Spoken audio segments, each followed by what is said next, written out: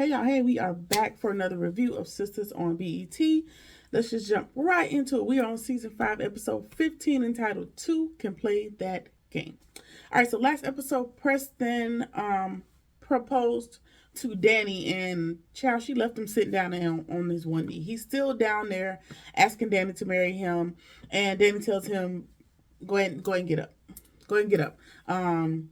You don't want to marry me, because we still have we haven't figured us out yet. Like we're new to this thing. You were just about to marry old girl back in Timbuktu not that long ago, but so don't do that. And he says, I understand we're still learning each other. She was like, exactly, that's why we don't need to do this, and that's why we should not. So she was unmoved by the gesture. And then she goes on around him like, hey, remember that ring was originally for someone else. And he tells her, no, it wasn't. It's not even her size. Try it on. And she tries it on, but that doesn't mean that they, couldn't be the same or similar in ring sizes. So that didn't prove much of anything. And he claims that he doesn't want anybody else. And she's like, okay, that's fine. That's wonderful. Thanks, but no thanks. Because I'm not with it. And he claims, oh, child, I lost my space. Anyway, he can't believe that he's flabbergasted at the fact that she told him no and she don't want to marry him. So he goes back into this Zach-ism, or however he's acting, saying, oh, so the only thing, so that means you want me to go marry old girl. And she was like, well, out of everything that I just said to you, all you took from me saying no is that you want to go, that I think you should go marry old girl. And that's not fair, and that's not what I said, which is reasonable. It makes sense to me. And then she was like, matter of fact, why you want to be married so bad anyway? It's because he's really insisting on getting married. And she was like, not even just to me, to old girl, to the other girl, to me, it didn't matter. What is the rush? And he just says that he's tired of the back and forth between him and Danny, and he loves her, and he really wants to get married. She was like, well, my heart is not in this thing, so I'm gonna head out. Like, I'm gonna go ahead and go to work. I'll holler at you later. And then he blames her no on her being high or under the influence, because we know she partakes often, right? So he decides, oh, never mind, I shouldn't have asked you right now because you under the influence, and we'll talk about it, when you're sober. And she was like, listen, I wake and bake, I vape, I do all these things. So me being sober is few and far between, for one, and for two, my answer is still no. Whether I'm, high as a kite or down in the valley, my answer is no. So that's what she meant. So he gonna sit here and try that conversation again later. The only thing that pissed me off about that conversation, why did you immediately assume, like I said, because she said no, her no wasn't good enough, or her no could mean not no in this instance, like, oh, no right here, today, right now. Didn't mean that couldn't potentially become a yes, but your leverage or your little game you playing is, oh, so that means you want me to go, like your threat is, you want me to go marry the other girl. Sir, have at it. It was just Danny's sentiment, like, sure, go marry her. That's what you should be doing. And we'll go from there. All right, she immediately goes to the bathroom and she tells Sabrina, she tells her about the proposal. And Sabrina kind of gets excited and she tells her, not too much, sis, because I said no. And she's like, oh, Sabrina's like, okay, I understand what you're saying. And then she rushes her off the phone. And that's due to the fact that Calvin is over there and they're still chit-chatting and talking. She's still not in the best of moods because she's still worried about, Maurice's fate, which is a reasonable, fear to have at this point. And so Calvin is getting ready to leave, and she was like, no, basically stay tonight. Nothing on no sexual stuff, just stay, because she, she wants him there. She's worried about not being able to feel safe and not being able to find another job because he has a record, and worried about the fact about Maurice losing his resistance, with still being in there, her being on the outside, and him potentially selling her up the river, and her mom being sick and her being her mom's only assistance. Just a whole lot of things that Sabrina has going on right here in this moment. Calvin is her solace in everything that's happening at the moment. So yeah, that's fair. That's reasonable. I don't got no gripes against that. All right. So Robin calls Andy and tells her that he might need the number of that loan shark, one of her prior clients, because his back is against the wall and he needs to come up with his portion of um the cool, whatever it is, the little meeting they got going on. He needs to be able to bring his money to the table very soon, and he's not good for it. So yeah. So they're on the phone and they're talking about Gary, and they were talking about that a little bit, and then he's like, I owe you one. You looked out for me by, putting me up on game. Even though he already knew the information, I guess he gave her a little bit more insight into what Gary and Hayden were doing. Right. And I already knew from jump Gary was outside listening outside the door, because y'all had already made the appointment time for him to be there, so duh, it would just make sense in the scene. Anyway, he owes her one, and she immediately asks about him helping Maurice, and she wants him to either let her, get bail for him or get in to see him. And he's like, all right, like her co-conspirator, like you vouching for a lot of damn people. Like you show. I mean, I can see what I can do, but I ain't good on another million. I'm already strapped. I got enough going on, so the financial piece I ain't gonna be able to do. But I'm gonna see what I can do. All right. So as soon as the second she hangs up the phone, Mr. Gary comes strolling in, and he admits to her, like, I overheard the conversation. Who was that? And she immediately reminds him, don't do that. Not too much, because you're not in a position to ask me questions. So no, babe, no questions. You're here for one thing and one thing only. Now go and wash your ass and get to work. That's the gist of the conversation, right? And the second he closes that bathroom door, he gets on the phone with Hayden. Well, Hayden, is his partner in crime at this point, but Hayden ain't worried about nothing but this decoy that's there to take him for a ride and to take him down and through there. So so he really not paying. He's listening, but he's really not. Anyway, Gary's telling him about, Andy is probably he's on to Andy, and she's probably, helping Robin, and we need to figure out something, blah, blah, blah. He's up in arms about the situation. Like I said, Hayden don't care about nothing but this lady right now. So he's like, listen, I got Miss New Booty in the bathroom. I got things to do. I'm holler at you tomorrow. So he's going to have to play nice or do whatever he needs to do until tomorrow, because Hayden got shit to do. All right. Zach is on his way to his attorney, and Fatima asks, if he's talked to Heather. Well, she's not answering the phone because I guess she's probably been counseled to not talk to him since the papers, he's been served, and, all the other stuff. So she's not really willing to be a little flexible on this thing at this moment. So, she was like, okay, that's fine. Do what you can do, but I do have a plan for Hayden. And Zach's immediate assumption was, hey, did you put a hit on this man? And it's like, no, not this time. I got another plan, in the works. But going over there and take because his lawyer has drawn up the paperwork. I don't know if it's like a child support agreement or if Karen is like signing him out of his rights. Like, I don't know what the gist of the paperwork is, or like a parenting agreement. I don't know. I missed that. I might have blinked for too long, but I missed the agreement of what the actual paperwork is supposed to be. So y'all help me if y'all know. Anyway, his lawyer has drawn out the paperwork, and so he's going to give it to Karen in order for Karen and her counsel to look it over, and we can go from there while she's willing to sign it.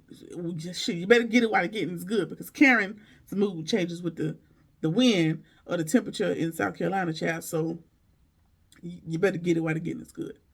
All right, so the paperwork's drawn up, and he got to go over there by himself because Fatima told him, hey, I'm going to go to work, so you go ahead and take the paperwork and get it done. And he's looking flabbergasted because this whole time, Fatima's been telling him, like, we doing this together. Like, she need to come to us. We need, this is a group project. I guess she's let that guard down because, hell, once she signs the paperwork, everything will be done. Which I'm with Karen, it's not going to be that cut and dry. It's not going to be that clean. It ain't going to be that easy, potentially. So, yeah, don't get too comfortable, Fatima. Not too much. Don't get too excited. All right. Danny and Preston are still home talking. And he tells her, like, I'm going to head home tomorrow. And she's like, but what? Like, okay, see you later. And she sees that he wants to talk about that ring and the engagement and everything in his countenance. And she's like, listen, we're not talking about that this morning. I got to get to work. I'm going to head out. And he's like, so I should just give her. Okay. I already talked about that. Whatever. in this moment, she does ask him, like, what do your guy friends say that you should do in this situation? Like, who's giving you counsel? Because we know that Zach has been giving him, dumbass information. So who else? Who else has an opinion? What they said about the situation. And he's like, his guy friends tell him, that Mindy from back home is she's a good girl and she loves him and she's all about him, so he should just marry her and stop chasing Danny. But they don't know what they talk about. He love her, whoop de whoop de whoop, whatever. All right. So Andy goes to Hayden's office, gives him the long shark number, and she realizes he ain't got that long to get the money together. Blah, blah, blah. Blah, blah, blah. All right. Fatima and Andy, they're talking in the office, and she asks, asking Fatima this slew of questions. And she's like, what did you think about last night? And Fatima tells her, I think you handled yourself very well. Andy tells Fatima, like, I think you handled yourself very well. Oh, okay, so what do you think about the baby? And she's like, Fatima's like, I'm cool with it. And Andy's like, well, how are you so cool about everything? Like, how you have the patience of a saint? Like, what's really going on? And she was like, listen, all of this is before me, so it ain't really nothing to be upset about. If you were in a situation, what would you do? And Andy's like, I just don't know. I don't know. And Fatima reminds her, while you're on your high horse, let me join you up there, because, baby, Gary's situations were just as complex and just as dramatic and a lot going on. So not too much on the judgment side of the table for me. All right. So Fatima, while she ain't Karen's favorite person, she still relates to Karen on a just by being female. Let me tell you where I'm going.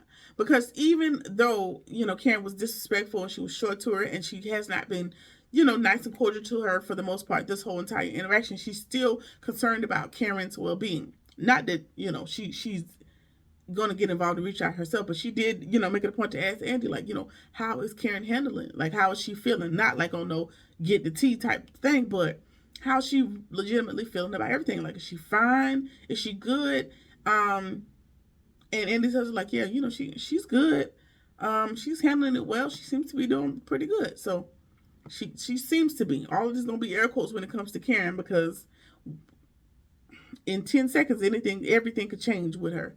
So we'll just go with she's fine for now. All right. So the decoy calls Fatima, and Fatima was like, girl, can I take this call? And so she takes calls in Andy's office, and she's like, girl, I got him. He already whipped. And I'm gonna take him for everything you got. And then she tells him, tells her how the night when he was over here bragging about the hedge fund and him and Gary trying to take down Robin, and how he's gonna sue Zach for taking his ex-girlfriend that's still in love with him. And Fatima's like, did he say who she was? Because he's talking about her. And she's like, no, he didn't say, but he did say he's gonna try to sue her and still get back at her. And then Fatima tells her, like, I know you got a lot, you need to do working with Hayden, but I also need you to get him to drop Heather as a client. And she was like, oh, say less.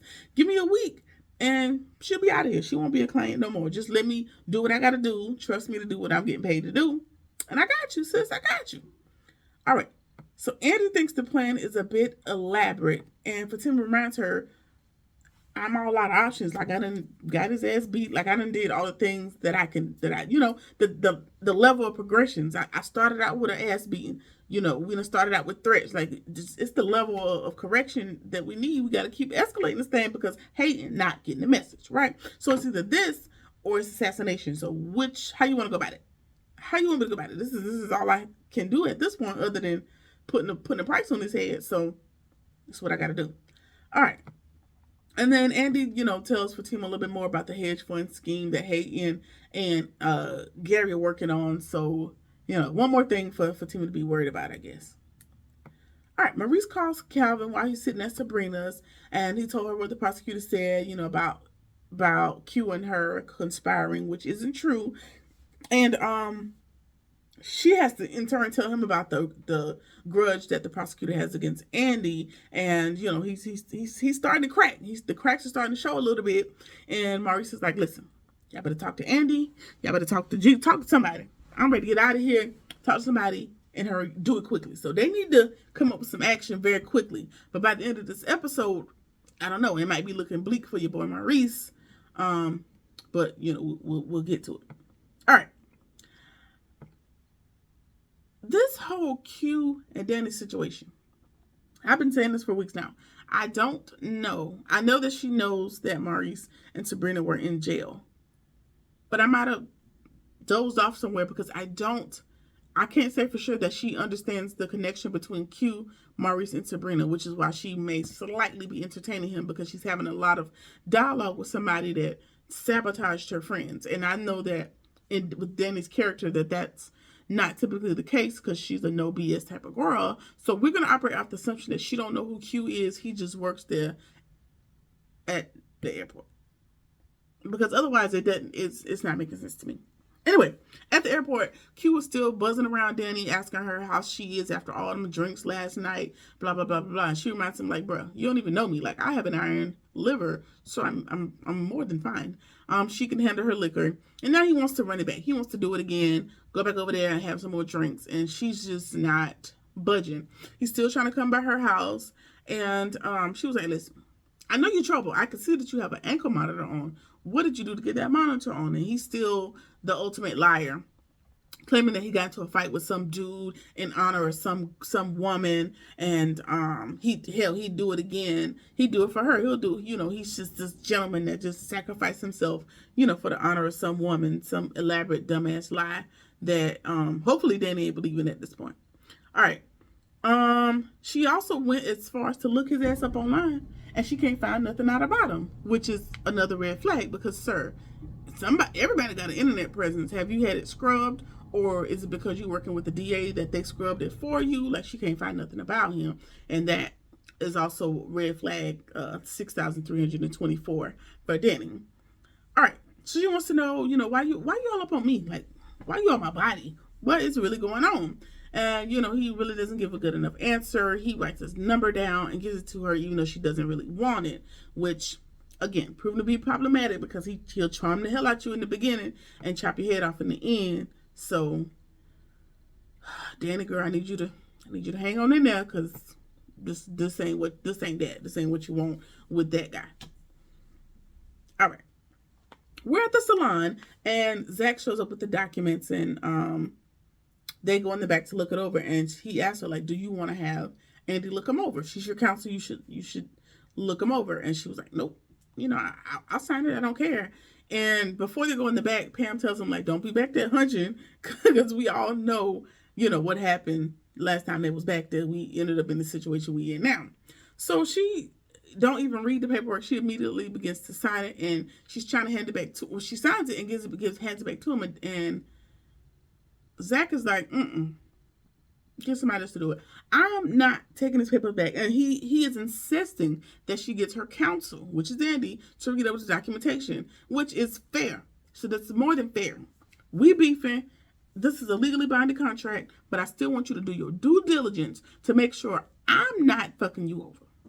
You can't be mad at that, but she still just wants to get it done. And eventually he convinces her to, like, hey, just have Andy take a look at it, and I'll come get him later. Like, it's no particular rush. Just calm down, little mama.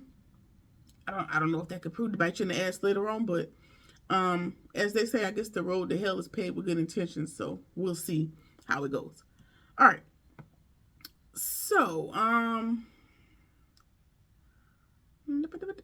okay, so she goes so far. She keeps telling him, like, I'm good, we're good, it's all good. She even goes as far to say, like, oh, Fatima's a cool chick, I like her for you, congratulations, da da da da. He's looking like, what the hell is you talking about? Because them letters your mama had you write didn't heal you that much. Like, you got you real nice all of a sudden. And she claims, like I said, to be over. She claims to be in a good place. So hopefully it holds up. Fatima's friend comes to her office, and this is the same friend from the Fatima franchise that brings her information, that brings her tea or whatever all the time. And ask her if her and Zach are good. She's like, yeah, we're good. We're still together. What's the problem? And the friend's like, listen, don't fly out the handle. Take a step back. But I want you to see this. And she shows her a picture from an angle that appears as if Karen and Zach are kissing. Now, Karen kissed him on the cheek, I guess as a friendly gesture when he was leaving. Now, I don't know if she had somebody take that picture to send to Fatima, because it came from the same side of the room that Karen was on, or somebody just caught a bad angle that looked like they were kissing, but they were not. But, that's going to be another point of contention between, what's the girl name? Zach and Fatima, yet again for a few more episodes. All right. So next week, Andy's going to tell Sabrina that it ain't looking good for Maurice, and it can't be because of the charges, because Sabrina he's offering, the highest penalty for Sabrina. He's really coming for her head. It may be more about the fact that they won't be able to come up with the money for the bail. And that's not going to be good for Sabrina, but it also won't be good for Maurice in this instance. So kind of sucks, but it's where we're at in the series. I think we got about 2 more episodes in the season, if I'm not mistaken. So we'll see if they get out of jail. I guess they're gonna get off in episode 17. If I'm not mistaken, I think it's only 17 in this season. That seems like an odd number though. That's a weird number to be in there. We got a few more episodes before the season is over. Anyway, and they might just cram all this crap into the last episode and wrap everything up, or we'll have to figure it out next season. Either way, that has been the episode. Let me know what you think about it. Like, comment, share, subscribe, or whatever it is that you feel like doing. And I'll see you in the next one. Peace.